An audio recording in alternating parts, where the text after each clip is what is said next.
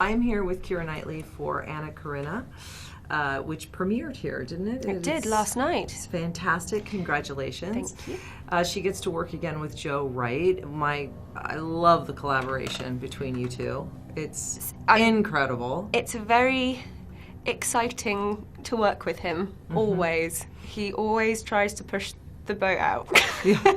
Certainly with this one. So yeah, I feel very lucky to have that kind of creative relationship with him. And you guys first met, you were what, like 19, right? I was 18 when we first met, and I was working on a film in Montreal called The Jacket. And we didn't get on. His plane was really delayed, and he was about 4 hours late to this meeting. And I was shooting this film, and I had to get up at 5 a.m. the next morning. Oh, that was with Adrian Brody, right? It was with Adrian Brody, yeah. And I just remember both of us sitting across this table going, "Why are we here? This isn't right. We don't like each other. This just doesn't." And it was actually Tim Bevan who said, "You have to meet each other again." So we met each other again back in London, and then it's all been plain sailing since. No fights, nothing. No fights, nothing. No, we don't know. It's quite amazing. Yeah, that's incredible. Well, he really. He really does you justice in this film. It's incredible. I loved it. I completely embraced it from...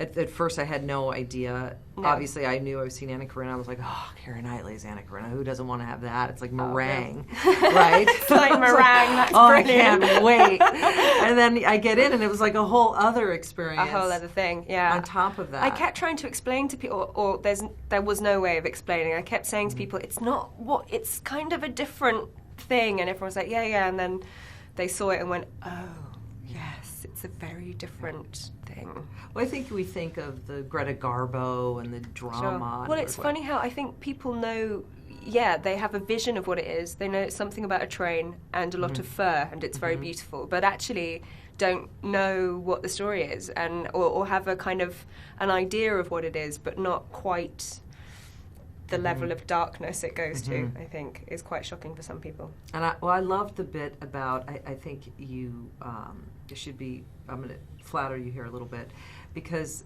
there is so much stuff underneath for your character in particular that you are unable to necessarily express, but it has to come across, and it's not in the dialogue.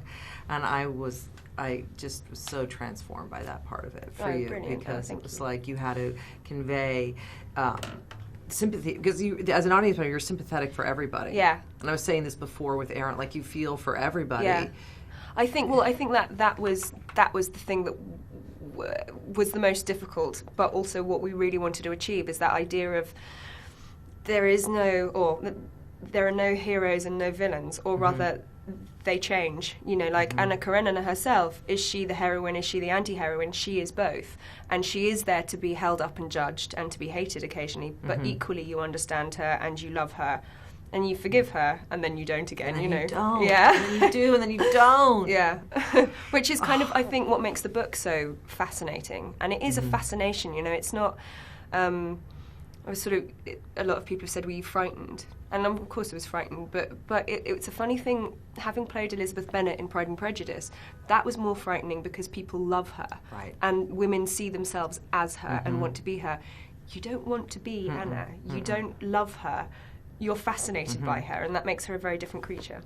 But at the same time, she has to be relatable. Absolutely. It's a fine balance.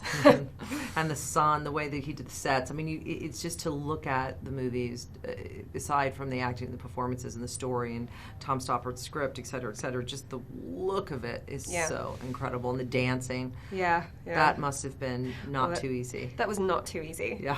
I don't think I was there. I just kept going, I hate this. I behaved like a 5-year-old about that dancing. It was really tricky, but equally, you know, you're dealing with Sidi Labi Chikari, who is the just extraordinary person. And, you know, it's such an interesting thing when you meet somebody who expresses emotion and expresses story through movement, which is not a medium that I know anything about, you know. So getting to work with him and talking to him and seeing how his mind works is just fascinating. Yeah, that was a whole other character in the movie. Yeah. Well, it's great to see you and always. It's nice to catch up. I feel like I haven't seen you in a bit, but I know. I want to be seeing a lot of you. So that'd be nice. Good luck with everything. Thank you so much. Thanks for making the time for us.